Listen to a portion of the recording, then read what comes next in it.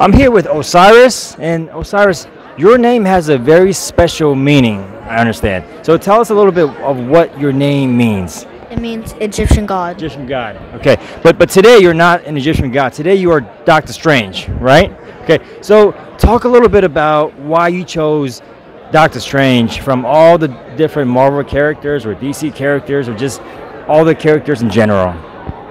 I like magic and I wanted to wear a cape. Okay, so why not like a Superman, for example?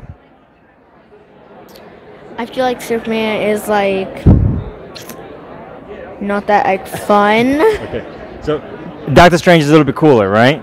Okay, so I see it here. You have what is this called again? The Emerald. Emerald. Okay, so with the Infinity Stone in the middle, right? And how did you make this yourself? How did you get this? My mom made it. Thanks, Mom. Okay.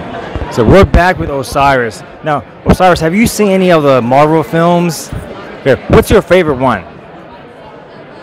The newest Avengers Endgame. Endgame. Okay. Was it pretty long? Yeah, like 3 hours. Okay. Okay. Good. So you know there's one coming out today, right? Called Dark Phoenix. Oh yeah. Yeah. You gonna watch that? Yeah, definitely. Okay. Can I come with you? No. No. Okay. Next time.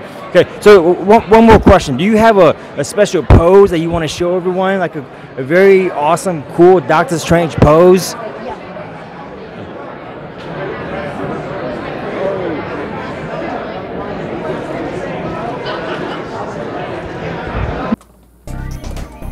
All right, you guys. Welcome to Two Guys in a Comic Book. I'm joined here with Big Mike. Once again, Big Mike. How's it going today? Doing good, Yeah. man. When did I see you last? Yeah, it's been a while. It's been a while. Okay.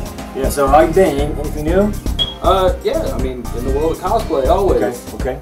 So you have you done any cosplay recently? Yeah. Actually, I have.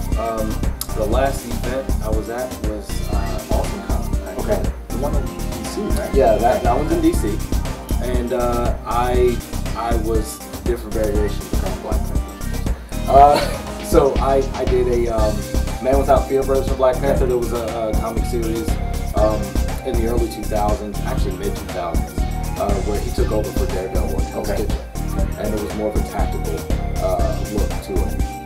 And also one recently from the Exiles comic. It was Wild West version of Black Panther. So the Exiles, I don't know if you know much about them, but in the comic series, they're a group of X-Men, but they're all from different dimensions. Yes, I do. Yeah, they dimension hop. So this particular dimension was in the Old West, and T'Challa was hunting down Magneto in this particular town. And so I actually did that comic as well. Okay, so I mean, I've been seeing some of these, conventions, and I've seen the different variations of cosplay costumes. Do you make your own, or like some of these guys, they go all out. I mean, they spend 12 months to make the costume. So, so do you spend that much time? I do a little bit of both. Okay. I do a little bit of buying. I do a little bit of tweaking. Okay. I do a little bit of creating. So I just kind of like whatever time I have, like. I want somebody else to do it for me, or I'll just modify some things, to make it work. Okay. Like one of the examples I have of that, so I do an Indigo Tribe John Stewart, Green Lantern Corps. So the Indigo Tribe, this was from War of the Lanterns, where each of the 4 Earth Lanterns lost their rings, but they had to use rings from the other spectrum. So John Stewart was basically in a purple camo outfit. Okay. So I purchased white camo. I dyed the fabric, in a big cauldron with the fabric dye, and I modified a sniper rifle to make it look like the one in the comics. So that one's a little bit more of like, you know, a little nitpicky. Right. Okay. And I think you have some photos of that, right? Oh yeah. Okay. Oh yeah. So can we show those photos real quick?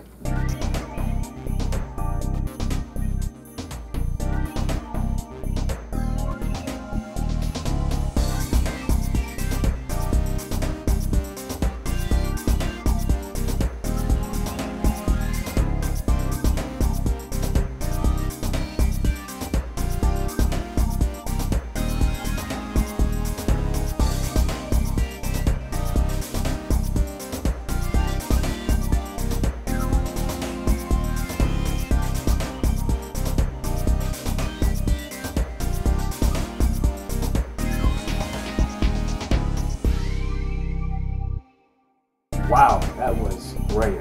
Thank you. You spent a lot of time on those. Yeah. I remember I used to do cosplay about 20 years ago, and I had a guy who just kind of slapped his hands together. And that was Goku. So that's I don't know. It was my first. That's amazing. I've been doing it since 2005, so it's a lot of trial and error. My first cosplay was Blade, and it wasn't the greatest. I found an old paintball vest, and I took a silver Sharpie and modified it, and it looked close enough.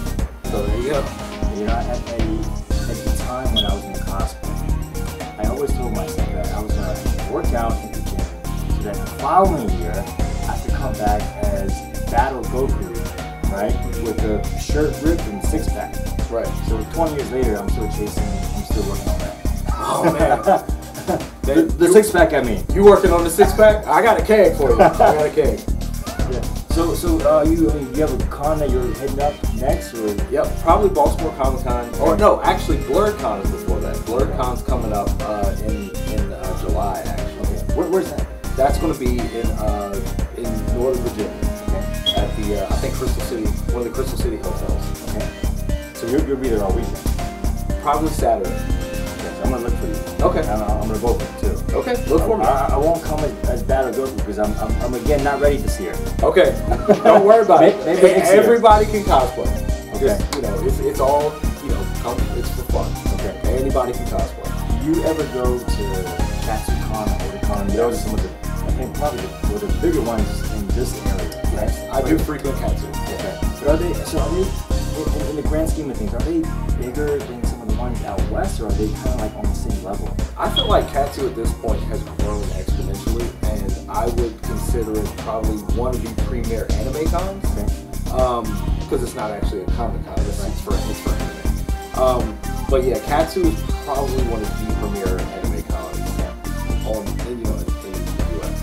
Well, I went to All-Star Con last weekend, and nice. I met some really awesome people. I had some great footage. So we want to show that to you. Yeah, I want to see it. Yeah, when we come back. All right.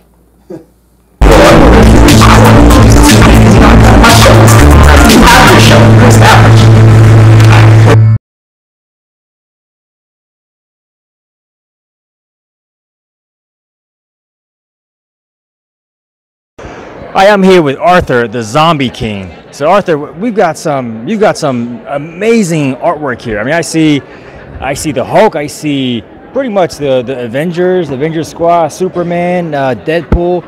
Can you tell me a little bit about your artwork and how did you come up with all this, all this ideas of how to, paint something in so many different ways? Zombified, yeah. I'm actually, they call me the Zombie King. Because basically I started out working on a series called Marvel Zombies from Marvel Comics. It became one of the best sellers of all time, biggest hits. And then following that, I did two other series. I did Raise the Dead, and I did Army of Darkness vs. Marvel Zombies, and then Fanboys vs. Zombies. And it's actually what started this whole zombie phenomenon, which was kind of like when the Beatles came over, all those bands from England came over, the Rolling Stones and the Animals. And it started like a zombie phenomenon in the United States, and everybody just started becoming crazy about zombies, and then everybody else started to jump on our bandwagon. Brad Pitt jumped on our bandwagon, Plants vs. Zombies jumped on our bandwagon, World War Z, on and on. Toyota started putting zombies in their car commercials, So this is where it started. It really started with Marvel Zombies. I'm classically trained. My training is 16th century Dutch and Italian, so I'm really trained to paint religious art. But I'm actually from the East Village. That's like the pop culture, one of the pop culture hubs in the world.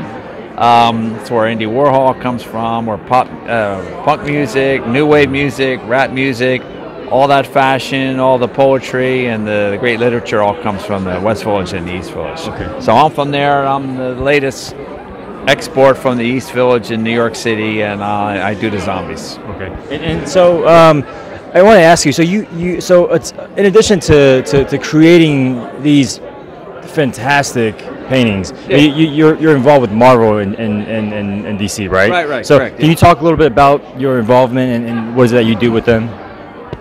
Yeah, I'm a freelancer, so I work for everybody. For the last 10 years, I've been working primarily with Marvel. I think back in 2006, they wanted me to sign an exclusive contract with them, so I signed an exclusive contract with them. And they started to throw me all their horror titles, so I kind of became the go-to guy for horror stuff. So when anybody has a horror title, I'm kind of the guy they come to. So now DC right now, I'm working on the new DC series for DC Comics. That's the big thing in comics right now. Here's one of them right here. Yeah, I'll show this here. Okay. This is the cover issue number 2 of Deceased. And yeah, so I like working for Marvel.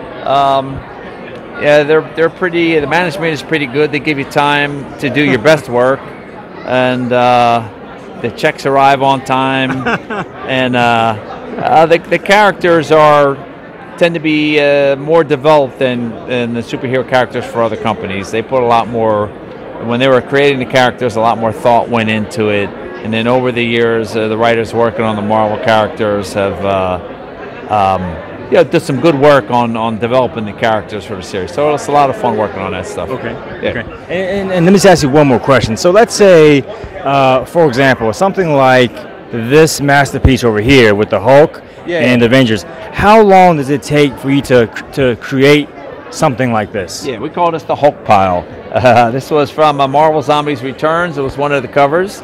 My average for working on a cover is about 3 weeks. These are all oil paintings and gouache paintings. Half of them are gouache paintings, half of them are oil paintings, depending on how many characters are in it. So if a cover has more than two characters on it, the more characters there are, the longer it takes me. So for instance, the Superman one that I just showed you, that guy's like the entire DC universe in it. That thing took me 4 months to paint that cover. Wow. So yeah. Okay. So that's my average. Yeah. Okay. Well, Arthur, thanks so much, and Arthur, the Zombie King. Good talk with you. Good yeah, talk and with thank you for showing us your my fantastic pleasure. work. Yeah. Yeah, my Thanks so much. pleasure. Greetings from Virginia. Okay. And that's it. Yeah. Good job, man. Good So, job. yeah. Thanks. So we'll edit all that stuff. Welcome back. So I'm here with Big Mike. We're talking about cosplay. We're talking about the Comic Cons. Big Mike, take a look at this. All right. I'm here with Billy Mitchell. He is the video game player of the century. So, Billy, I saw that there was a viral video that was on YouTube, or maybe even other online outlets, about you having a perfect score on Pac-Man. Can you tell us a little bit about that? Correct. A perfect score on Pac-Man is every dot, every energizer, every prize, every board, all 4 blue men, 256 boards, never dying once, 4, 5 hours, gameplay, something like that. That was in 1999. I'm going to do it again here shortly because it's the 20th anniversary. But the fact of the matter is, it was me versus a Canadian friend, and he's a nice guy, but we got to keep it home here in the USA. Yeah. But you're better. You're better. Yeah, I appreciate that very much. So let me ask you, how long did it take you to achieve something like that? Well, as far as the actual gameplay, it was a little over 5 hours. But as a kid, I played it feverishly. A kid, you have no responsibilities. You could play video games 40 hours a week and get away with it. As an adult, you never could. Luckily, I did it when I was a kid, or I achieved that skill level as a kid. Then in 1999, when it was on its 20th anniversary of Pac-Man, when there was a resurgence or a reinterest in video games, just like there is in a car that's a classic, I simply said, wow, I think I still got it. And I practiced for a little bit, and then I actually went to execute it. And I actually didn't know if I could execute it. I didn't know how long it would take. I bought a plane ticket to the world's largest arcade, Fun Spot, and I didn't buy a return ticket because I just told my wife, I said, I'm going to stay there till I get it, which took 2 days, and I got it. So Wow. great. Wow, that's amazing. So Billy, if you could maybe summarize through a few words for some of the younger players coming up and they wanted to achieve something like this, what would your advice be to some of the younger players coming up? The first advice I have for anybody is to stay in school. Okay. There's such a small set of people who have the good luck and good fortune I do, and I know that.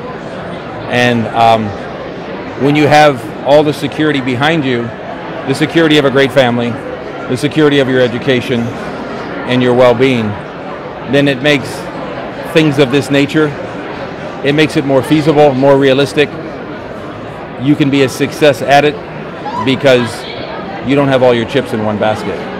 But the fact of the matter is, this, along with anything you do in life, you absolutely give a 110% effort, you focus, and most importantly, you embrace your failure.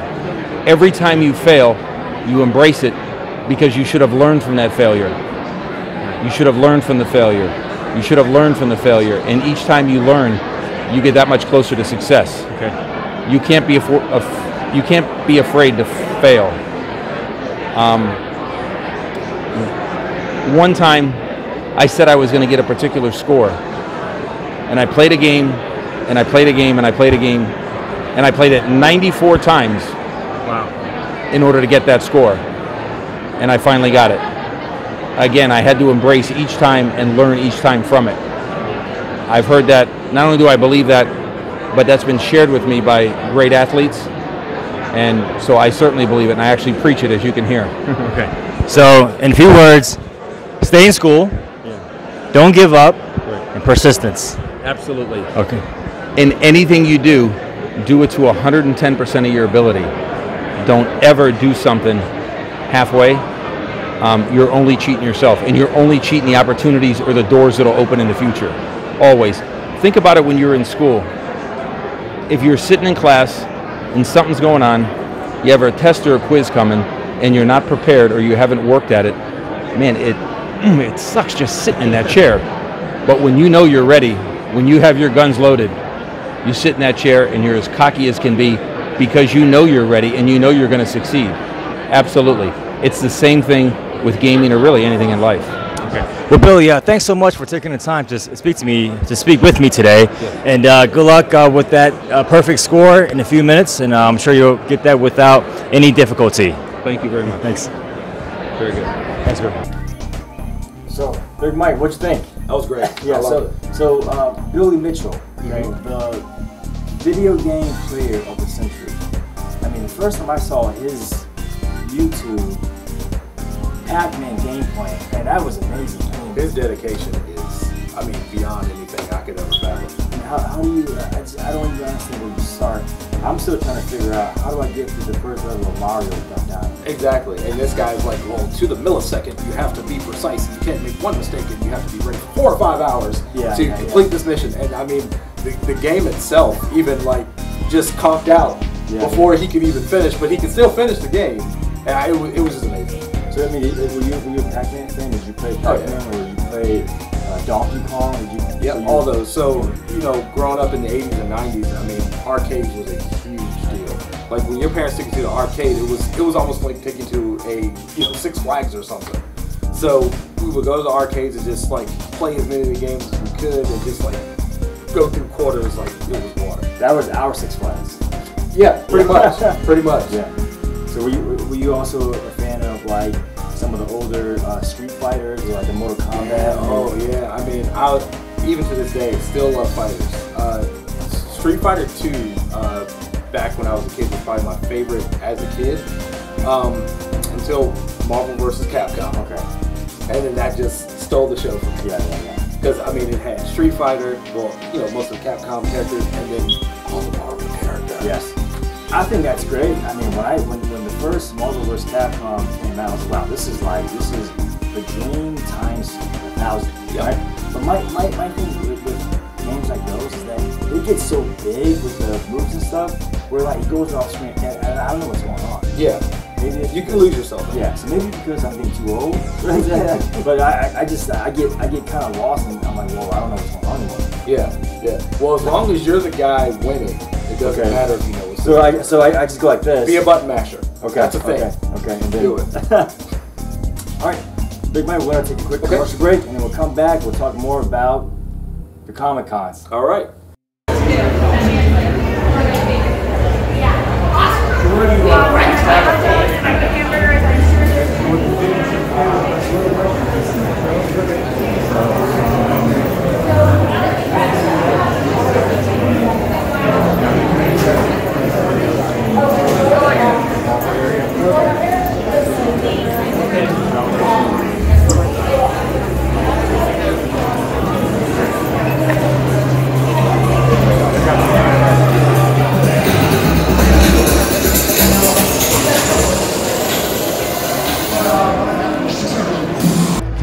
We're back with Eric Jacobs. So Eric, tell us what we're looking at here. Yeah, so this is just a Darth Maul. He's a collector piece from Pepsi Cola. This is from a long time ago, but this is just a number piece that we have. But people like to take pictures, so we have the backdrop so people can take pictures of Darth Maul.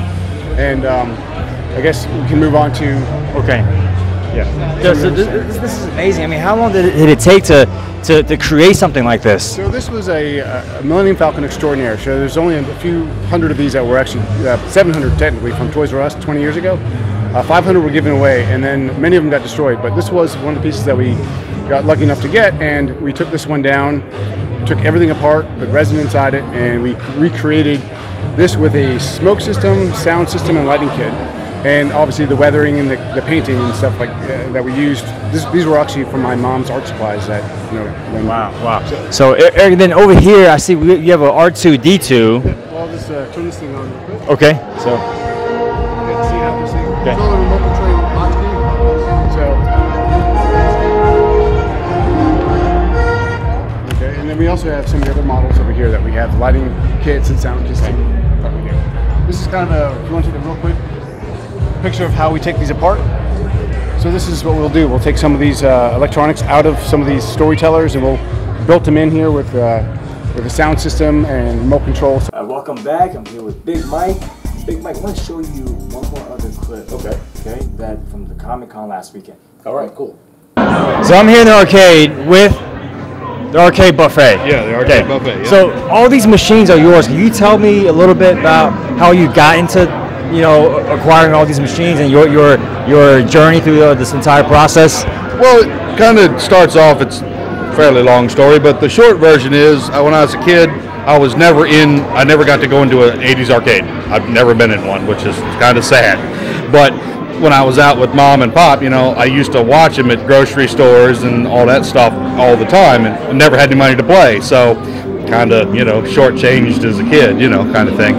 But so later in life, I found out that, I could own them, and I said to myself one day, I'm going to own a machine. And I said, well, I finally got one around, 99 or so, and, well, it's grown to this day since. So I'm like, I got them, and here they are.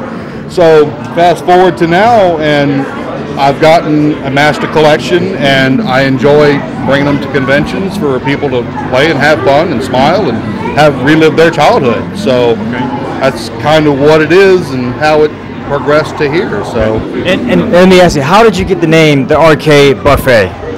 Well, it's a play on some things. Play on me kind of way is I like to eat. So you call me buffet. Well, and when you go into an arcade, it's very boring if you have all of the same game or the same genre or all the same type. So my collection consists of many, many, many different types: fighters and shooters and shmups and beat 'em ups and just maze and platforming and all that stuff. So you can walk into places when I bring them to conventions or anywhere like that and have a buffet of things to play. So everybody is happy. There's classics, there's fighters, there's shooters, there's rail shooter, all kinds of stuff. So it just makes it fun. Okay, well, Mr. Buffet, if I may call you that. Yeah, sure. Yeah, well, thanks so much for. Mike, what'd you think? Oh man, that was great. That was great footage. Yeah, I'm sorry I missed that one. Yeah, no, that's right. So one thing I wanted to say was that when I was in the arcade, there was a guy. His name was the Arcade Buffet. Okay, that was his name. Really? So in the arcade room, there were probably about 20 machines. Okay. And they were all owned by one guy. So immediately when I got there, I went to the Mortal Kombat arcade. There was probably 10-year-old kid there. I thought I was gonna get my butt whooped. To my surprise, I did not. Oh. Then I realized here's why. The arcade was the 90s version of Mortal Kombat. The younger kids, they're not trained in that one. But so I went in there and I felt good about it. You know, but you know, you take Beating up on 10-year-old kids. That's what I do now. No, but you know, you take them to some of the newer, you know, PS3, PS4. Yeah, I still play some of those. I try and keep up because you know, Dad's got to be the king of the house, king of the castle. So especially when it comes to the fighters. So when the kids and the wife and everybody wants to challenge me on the fighters, it's like, can you beat the master? I was once, I was almost once the Soul Calibur champion. Wow. Right. So this was, long story short, I lost to the guy who ended up winning the tournament. Okay. But they didn't really like my style. I knocked people off the game. I'm that guy. So win. Right. But they kind of booed me a little bit because they want you to showcase your skills. Right. Combos. I'm like, hey, listen, it's either a win or it's a loss. Yep. And it was almost a win for that one, but it wasn't, but it's okay. Next time. That's all right, man. A dub's a dub. Yeah. So, it was great. I'm looking forward to the next one. I think probably Otacon's the next one, right? Yeah, Otacon's. It actually moved to DC a few years ago. It used to be in Baltimore. Yeah. Moved to DC a few years ago, the convention center. Okay. Yeah, so, will you go? Yeah, I'm planning on going to that one. Yeah. Okay. All 3 days. Maybe. We'll see what the wife wants. Okay. So does your wife also cosplay with you? She does. Okay. She does. So who's more involved, you or her? Me. Okay. Me, definitely. So, Oh my God, yeah, me. You And call my- shots. Yeah. Well, I don't call the shots. It's whatever, what cosplay she wants to do. But I was involved with cosplay, before, and she was like, oh, it's really cool. Like, I'd like to try it. And so, her first cosplay with me was Awesome Con a few years ago. She did a Wonder Woman cosplay. She's done Black Widow, Domino. What else? Wonder Woman, Dominoes. Yeah, she's done Domino, Black Widow. She's also done Star Sapphire from the Green Lantern Corps comics. Let's take a look. All right, cool.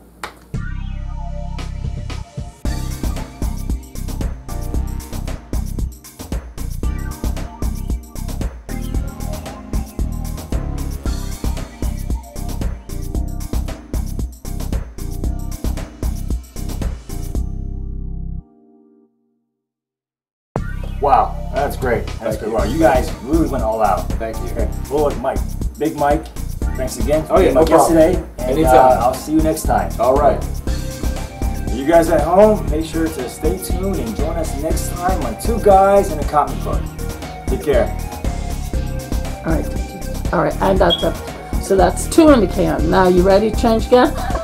Yes. If you don't have anything dark, he can change, so he'll look different. But it's not dark.